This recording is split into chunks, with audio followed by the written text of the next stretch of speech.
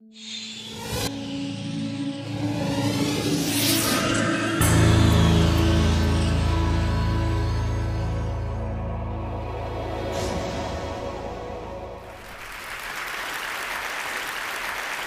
today I want us to reflect on the demise of guys. Guys are flaming out academically, they're wiping out socially with girls and sexually with women. Other than that, there's not much of a problem. So what's the data? So the data on dropping out is amazing. Boys are 30% more likely than girls to drop out of school. In Canada, 5 boys drop out for every 3 girls. Girls outperform boys now at every level, from elementary school to graduate school. There's a 10% differential between getting BAs and all graduate programs, with guys falling behind girls. 2/3 of all students in special ed, remedial programs, are guys. And as you all know, boys are 5 times more likely than girls to be labeled as having attention deficit disorder, and therefore we drug them with Ritalin.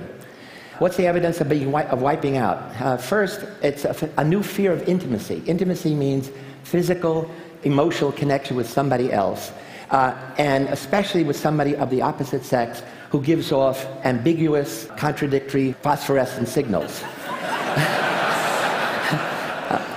And every year there's research done on self-reported shyness among college students, and we're seeing a steady increase among males, and it's 2 kinds. It's a social awkwardness. The old shyness was a fear of rejection. It's a social awkwardness, like you're a stranger in a foreign land. They don't know what to say, they don't know what to do, especially one-on-one opposite sex.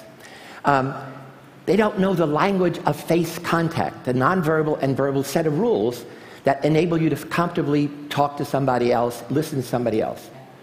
There's something I'm developing a theory called social intensity syndrome, which tries to account for why guys really prefer male bonding over female mating.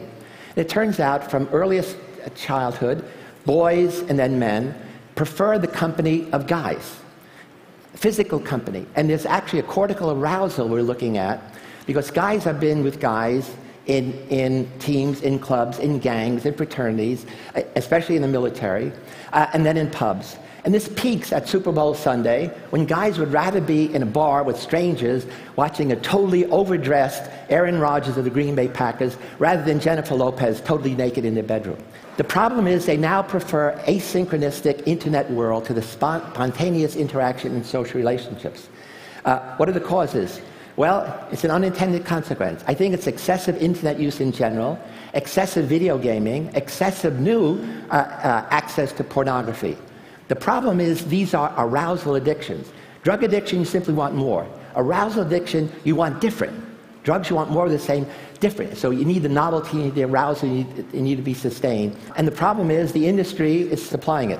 Jane McGonigal told us last year that by the time a boy is 21, he's played 10,000 hours of video games, most of that in isolation. As you remember, Cindy Gallup said boys don't know the difference between making love, between making love and doing porn.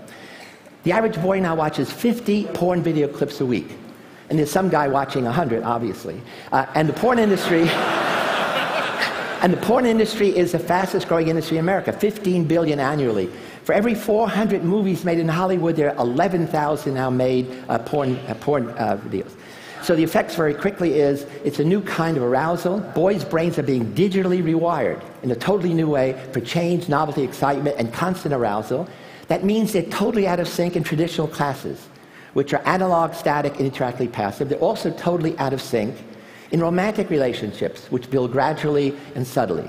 So what's the solution? It's not my job. I'm here to alarm. It's your job to calm.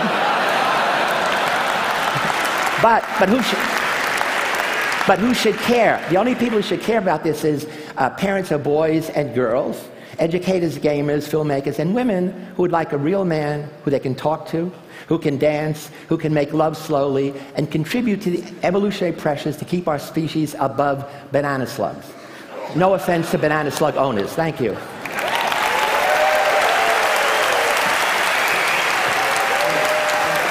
Okay.